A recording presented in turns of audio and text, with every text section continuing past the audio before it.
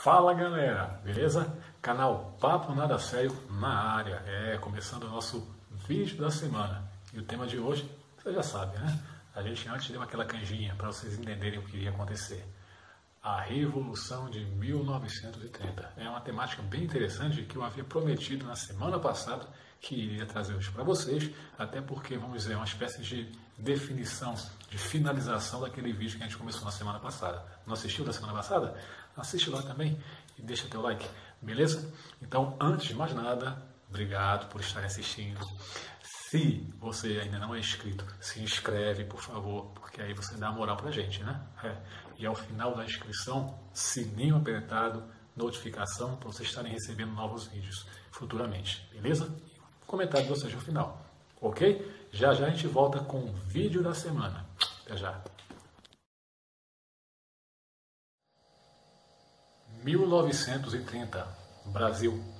Uma das últimas esperanças, talvez, para aquela década de 1920, que a população, as pessoas, o cidadão como um todo esperava, parece que não surtiu o devido efeito e não ocorreu da maneira como as pessoas de fato esperavam. A Aliança Liberal acabou sendo derrotada nas eleições gerais daquele ano, que ocorreram em março. E, dali em diante, as pessoas ficavam se pensando, o que vai acontecer?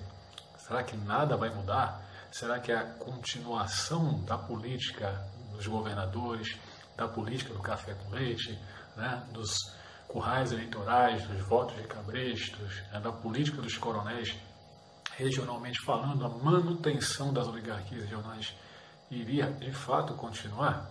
Bom, para a gente poder entender que toda essa insatisfação ela ocorre devido a fatores que vêm desde de algum tempo atrás, a gente tem que relembrar alguns aspectos que nós colocamos no vídeo anterior. Não assistiu não, né? Não assistiu não? Vá lá e assiste, porque eu não vou estar citando aqui de novo não.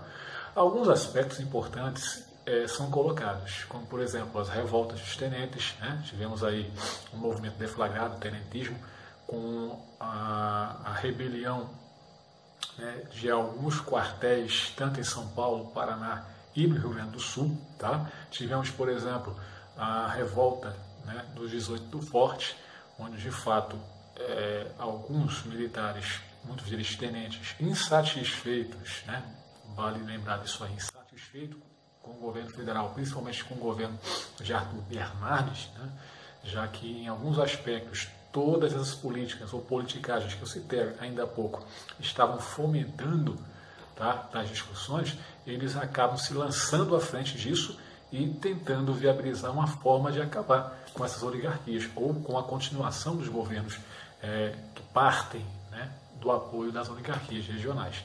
E aí, esses movimentos continuam. Terminadas as eleições de 1922, a gente viu a questão dos movimentos tenentistas, nós vimos a questão da coluna Prestes, que é a união de dois movimentos do período tenentista que não funcionaram, que foi justamente a deflagrada de São Paulo e a do Rio Grande do Sul, que se juntam, formam uma aliança, nesse sentido, formando a coluna Prestes.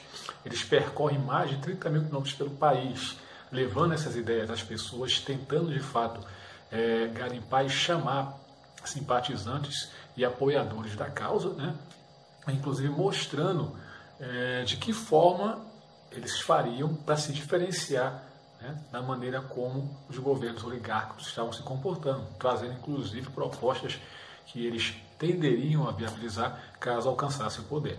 E a partir daí, essa coluna sai pelo Brasil inteiro, percorrendo, entrando até em conflito constantes com as tropas legalistas do governo federal. E teve um momento que eles quase entraram em confronto também com o de Lampião, mas aí não sei o que deu no nosso capitão Virgulino, que acabou não trombando com a coluna Prestes e ela seguiu livre. E boa parte dela, com o final dessa campanha, dessa marcha pelo Brasil, como eu falei na semana passada, vão se exilar politicamente na Bolívia. E ficam lá. Em 1926 é quando isso acontece. E os que permaneceram aqui, alguns inclusive infiltrados dentro dos quartéis, não descansaram enquanto não tivessem a oportunidade de fato adentrar novamente dentro das questões políticas do país e fomentasse mais uma vez processos revolucionários. eles não engoliram de fato a derrota lá do Nilo Peçanha em 1922 e a continuidade então da política das oligarquias, ok? Um desses revoltosos que fazia parte da coluna Prestes chamava-se Juarez Távora, paraibano. Juarez Távora também estava no exílio na Bolívia, só que a história diz que frequentemente, né, ele adentrava no território brasileiro, especificamente dentro da Paraíba, e lá fazia reuniões secretas com alguns cabeças, principalmente da Polícia Militar da Paraíba e alguns comandantes, né, dentro de seus contingentes militares nos quartéis que existiam dentro do território paraibano. De forma que há quem diga que a articulação de todo o processo que viria a ser um processo revolucionário futuro começa a ser articulado a partir dessas primeiras conversas que Juarez Távora tem, né, com esses cabeças, tanto da Polícia Militar na Paraíba, como também de forças federais, né, aquarteladas, né, localmente nos batalhões que existiam lá no território paraibano. E dentro dessa possibilidade, eles acertam realmente que estão de acordo com esse processo. Vale salientar que o próprio presidente da época, né, João Pessoa, de Albuquerque, quando assume em 1928, e mais à frente, quando ele é atentado contra essa ideia aí, a favor dessa ideia, ele acaba se mostrando não favorável, uma vez que ele era sempre a favor da legalidade, certo? Uma vez que ele tinha sido ministro do Tribunal Militar e vários casos de rebelião militar ele havia julgado com uma certa severidade, né? Sempre se mantendo ao lado da legalidade. Então ele nunca pensou, nunca imaginava e não pensaria naquela oportunidade, segundo depoimentos da época, de apoiar um movimento armado que provocaria uma revolução no Brasil a fim de derrubar o poder das oligarquias locais. Mas enfim, tudo isso estava arquitetado, certo? Ok? Mas faltava algo, vamos dizer assim, o bolo da cereja, a razão, né, que levaria de fato eles a terem uma justificativa para deliberadamente, né, começarem esse processo de revolução. Será que ela veio? O importante é a gente entender, como nós iniciamos o vídeo de hoje, que houve o processo eleitoral de 1930, mas o que aconteceu depois desse processo eleitoral, cerca de 2 meses depois, talvez serviria de fato ao objetivo desses possíveis revoltosos de deflagrar, enfim, essa revolução. Será que ele veio? Vamos ver depois? Vale lembrar que depois de passadas as eleições de 1930, as eleições gerais, e de fato a Aliança Liberal não consegue a vitória, né, mantendo-se no poder então as oligarquias através do candidato oficial lançado, né, por Washington Luiz, que foi Júlio Prestes. Na Paraíba, João Pessoa se isolou mais ainda politicamente. Não que ele tenha se isolado deliberadamente, mas começaram a isolá-lo nesse sentido, porque para poder ser lançado como vice-presidente na chapa de Getúlio Vargas, ele teve que romper a aliança do governo estadual, ao qual ele era o presidente, com o governo federal. E a partir de então ele passa, né, a receber várias sanções, vamos dizer assim, sanções ilegais, porque para pressioná-lo e inclusive para tentar colocar ou fazer com que a Paraíba sofresse uma intervenção federal, Washington Luiz passa a se aliar aos agora então adversários políticos de João Pessoa dentro da própria Paraíba, né? Principalmente no sertão, lá na cidade chamada Princesa Isabel, onde o coronel José Pereira mantinha uma forte pressão política contra João Pessoa, tinha o apoio do governo federal e estava prestes de fato a conseguir com que o governo federal viesse intervir na política interna da Paraíba, já que ele tinha declarado tal município de Princesa como município independente, tá? Que agora ditava as regras segundo o seu bel prazer. E tudo isso aí gerou justamente um estado de ingovernabilidade, né? De insegurança, de instabilidade no governo de João Pessoa, que só faltava de fato agora o governo federal decretar essa intervenção. Então João Pessoa acaba então tomando a decisão.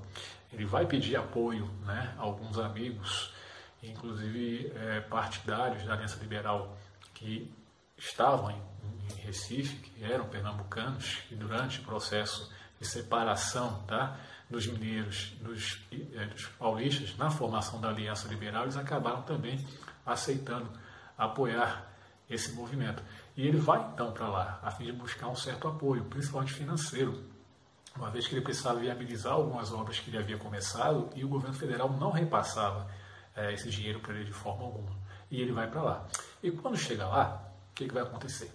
Um inimigo político dele, aliado de Zé Pereira aqui na Paraíba, é o João Dantas, ele revoltado, estava, vamos dizer assim, irado com João Pessoa, porque semanas antes, João Pessoa havia permitido que a polícia militar desse uma batida, tá, num sobrado que João Dantas tinha, na parte baixa da cidade de João Pessoa, hoje João Pessoa, na época Paraíba, para averiguar uma denúncia de que ele guardava armas, né, e essas armas iriam ser utilizadas, tá, pelos cangaceiros ou correligionários de Zé Pereira lá em Princesa para poder impor, né, a ordem de Princesa sobre o sertão e dificultar mais ainda a governança de João Pessoa. A polícia dá essa batida, não encontra armas. O que encontra são cartas trocadas entre João Dantas e a sua então namorada, ou amante, né, Anaíde Beris, e são cartas de cunho muito íntimos. Né? Então, quando a polícia recolhe essas cartas, ao invés de manter em secreto, eles acabam então expondo elas nos murais da delegacia, e toda a intimidade do casal é exposta. E João Dantas sabe disso, e ao saber disso, ele de fato acha que a sua honra foi manchada e precisava ser lavada. E nordestino sabe como é que é, né? Mais daquela época, nos auges, no final da década de 1920, início dos anos 30, aí que o negócio pegava para valer mesmo, né?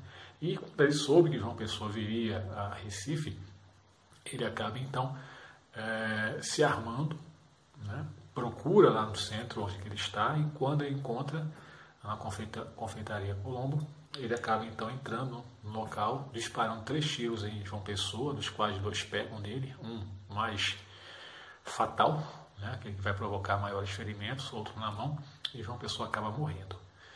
Se vocês observarem aí, o fato ele foi mais pessoal, né, uma questão de lavar a honra de fato, foi um atrito, um motivo banal que João Dantas teve, né, para fazer isso.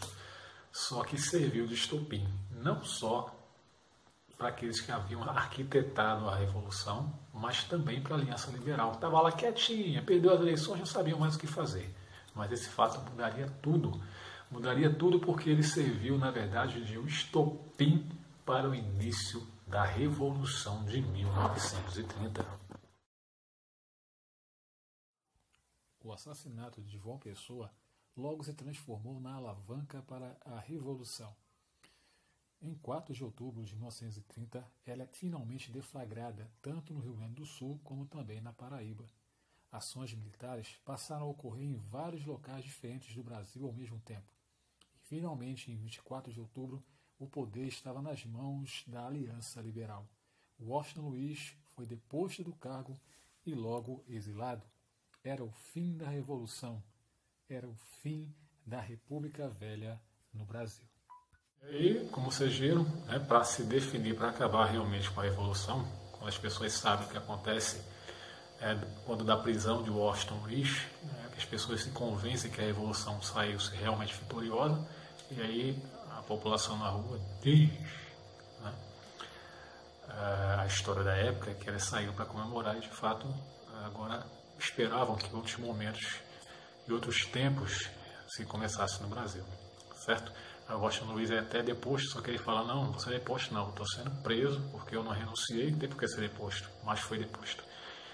Foi para a Europa e depois Estados Unidos. E aí a Aliança Liberal, ela interpela a situação, não permite que os militares, embora quisessem manter-se ali no poder e ditar as regras a partir do final da Revolução, é a Aliança Liberal, na pessoa de Getúlio Vargas, que vai então ditar as regras do que vai acontecer. Não permite que haja eleições gerais novamente, porque ele sabia que a máquina estrutural das oligarquias estava montada nos estados, que poderia prejudicar e até defraudar de novo novas eleições. Então o que ele faz?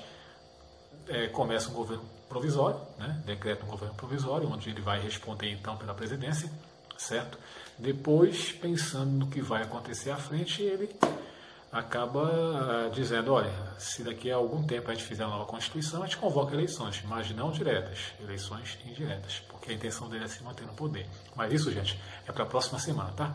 Aliás, próxima semana não, que semana que vem nós vamos ter, especialmente, aquele quadro, a saga No Tempo do Império. A gente já começou no mês passado, todo final de mês a gente faz, tá certo?